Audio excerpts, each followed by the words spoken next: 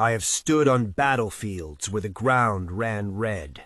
I have broken treaties and built thrones and buried kings. But the moment that changed everything, the moment I understood what I was really put on this earth to do, was the night I watched 12 grown adults lock a door against a child. And I want you to understand something before this story goes any further. Every single one of them thought I wasn't watching. They were wrong. Scene 1. The night they left her. I had been in the territory of Haldenmore for 3 days, not announced, not visible.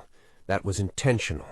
When a village stops paying tribute for 6 consecutive seasons, you don't ride in with banners and demands. You observe. You learn what a community looks like when it believes no one important is watching. And what I saw in Haldenmore, what I learned, changed the nature of my visit entirely. Her name was Lagata. I didn't know that yet. In those first hours, she was simply a small figure in a gray wool blanket, standing at the entrance of the main longhouse, while the pack loaded their migration carts around her, through her almost, the way water moves around a stone it no longer notices. I watched from the tree line. I watched the way not a single person made eye contact with her. I watched an old woman, the elder I would later confirm, pull the longhouse door shut with one hand, the way you close something you're finished with. I watched the bolt slide home, and I watched the girl stand there in the falling snow, clutching that blanket, staring at a door that was not going to open again. She was 11 years old. She stood there for a long moment. She didn't scream. She didn't pound on the wood with her fists. She just looked at the forest, at the dark, at the unknown that every child in every northern village is taught from birth to fear above all else. And then she walked toward it, and something in me, something I had no immediate name for, moved. Scene 2. The eyes in the dark. I should have sent one of my guard. That would have been the measured response, the kingly response. Identify the child, establish her status, dispatch appropriate personnel. I went myself. I have asked myself why in the years since, and the answer I keep arriving at is simple and not particularly dignified for a man of my position. I needed to see her face, not from a distance, not through reports. I needed to know what a person looked like when they had been set down and abandoned and still chose to walk forward. I found her in a hollow at the base of an oak, knees pulled to her chest, breath coming in small white clouds, the particular stillness of someone who has decided to stop fighting the cold and simply endure it. She was losing. I crouched at the entrance of the hollow, and she opened her eyes, and she looked at me, this enormous stranger at the mouth of her shelter, radiating heat and presence and the kind of authority that usually makes people shrink. And she didn't shrink. She looked at me with those dark, exhausted eyes, and she said, "You're not from this forest." Not, "Who are you?" Not, "Please help me." Not, "I'm frightened." "You're not from this forest." Like she was simply noting a fact, like she was meeting me as an equal before she had any reason to believe she was. I told her I'd been watching the forest for 3 days. She asked me why. I told her I wanted to see what kind of people leave a child in the snow. And she said, "And now you know." 2 words, no performance, no bid for sympathy, just 2 words that carried the weight of 11 years of being told they didn't matter, and somehow made it sound like their failure, not hers. I held out my hand. "Come, you'll die if you stay here." She looked at my hand. She looked at my face. She looked at my hand again. Then she took it, and I want you to understand, I have negotiated the surrender of enemy kings. I have been handed the allegiance of territories that took decades of war to subdue. None of it felt like that. None of it felt like a child choosing to trust you in the dark. Scene 3, warmth and the weight of being seen. I brought her to my camp. My guards said nothing. They knew better than to question me, but more than that, I think they understood. 7 soldiers who had followed me through campaigns and border disputes and the quiet political brutality of northern governance, and not one of them flinched at the sight of me carrying a frost-bitten orphan into the firelight. I sat her down. I took her boots off with my own hands because she couldn't have done it herself. Her fingers were too far gone. And I checked her toes the way my physician had taught me years ago on a frozen battlefield. She watched me the entire time. Lagata, you're the Alpha King. Floki, I am. Lagata, why were you watching our village? Floki, Haldenmore hasn't paid tribute in 6 seasons. I came to understand why. I understand now. She was quiet for a moment. Then, what will you do to them? And I looked at her, this child wrapped in a blanket that was worth more than anything she had ever owned, and asked her something I had never asked anyone in 11 years of rule. Floki in scene, what would you have me do? The silence that followed was extraordinary, not because she didn't have an answer, because she was clearly not accustomed to anyone wanting it. She thought for a long time. I watched her think, watched her go somewhere inside herself, moving through something, sorting it through with a seriousness that had no business existing in an 11-year-old face. Then, slowly, quietly, nothing, not yet.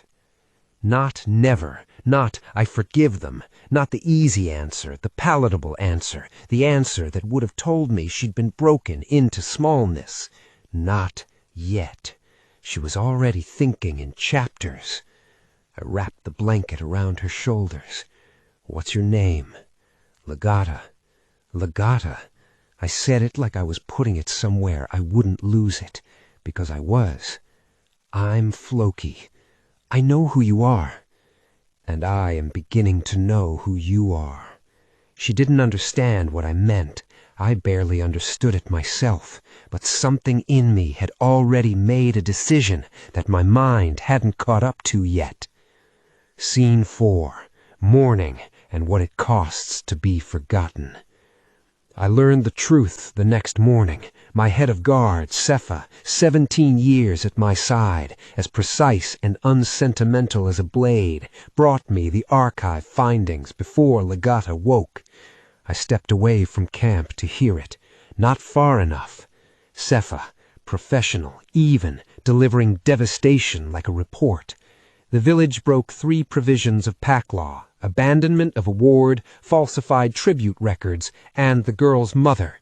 You were right to flag it. She was registered as a lawful mate before she was killed, which means the girl has protected status, has had it since birth. Since birth. Silence. They knew? Elder Bryn knew.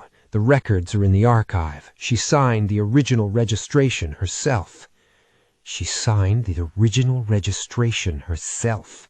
That means for 11 years, Elder Bryn had looked at a child with crown protection and told her she was nothing, had built an entire life for that child on the foundation of a lie, and then when the lie became inconvenient, had bolted the door and left her in the snow. I was still processing this when I heard a sound behind me. I turned. Lagata was standing at the edge of camp. She had heard everything. I could see it in her face. Not tears, not collapse, but something quieter and more devastating. The particular expression of someone who has just learned that the worst thing they believed about their life was actually more true than they knew. I walked to her slowly. I crouched down, eye level. Floki, you heard? Lagata, barely above a whisper. "Yes, Floki, insane, I'm sorry." I watched something move through her at those 2 words, something that had been frozen, deeper than fingers, deeper than toes, something frozen at the center of her. Cracked. Lagata, confused and raw. "Why are you sorry? You didn't do anything."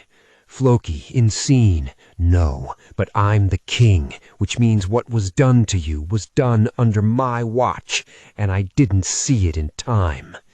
She stared at me. Then she said the thing that has lived in my chest every single day since.